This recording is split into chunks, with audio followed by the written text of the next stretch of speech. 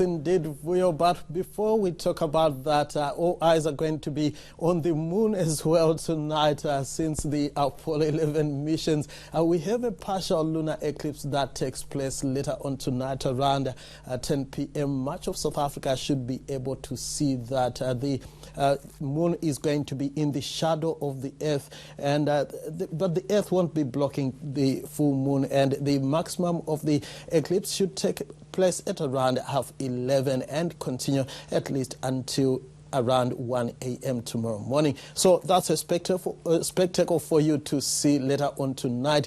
And it's been clear throughout the day with lots of sunshine in most areas except for this band of high-level clouds that has been streaming over the southwestern areas, and we also had quite a bit of fog over parts of the west coast. Now tonight it stays fine for much of South Africa, but it will be pretty chilly once again for the central areas, and the fog over the west coast is going to continue to thicken and spread further inland and also down into the southwest coastline as we get into Wednesday morning. Then Wednesday afternoon we'll see sunny weather across much of South Africa once again, and it will be very warm for parts of the Eastern Cape and KwaZulu-Natal, as well as over the Mpumalanga and Limpopo Veld areas. A slightly cooler day is forecast for the western sections, but it will be pretty chilly for the southwest coastline, where we stay with mostly cloudy skies, and that's ahead of this cold front, which brings us light rain into the Cape Peninsula later on Wednesday night. And Wednesday night is going to be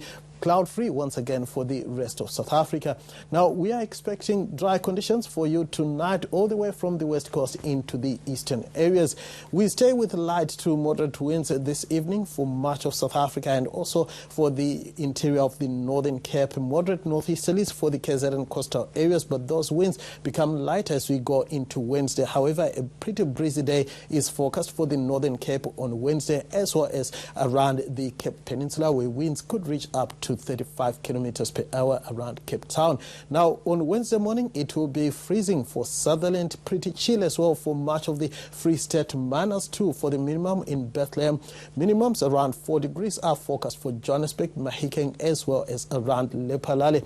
We are expecting lower temperatures around 14 degrees for Richards Bay and Durban, a degree cooler in East London. It will be chilly for Port Elizabeth, starting at 9 degrees tomorrow morning. Cape Town should see a minimum of around 10 degrees.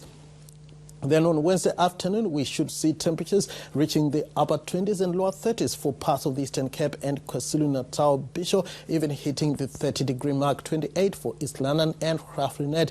A high of 29 is forecast for Richards Bay. It will be pretty warm as well for Mbombela, but cooler for the Gauteng province, where Johannesburg should manage a high of 21. Warm as well for the Northern Cape, Abington making it to 29 degrees. Now on Thursday, it's going to be cloudy, rain and chilly for Cape Town. Partly cloudy skies for the southwestern areas. The rest of the country will continue to see mostly sunny weather. Then on Friday, it's going to stay wet for the Western Cape as well as the Eastern Cape coastal areas, and also around Durban. Gauteng will be mostly sunny and pleasantly warm. That's all from me for now, Vuyo. Back to you.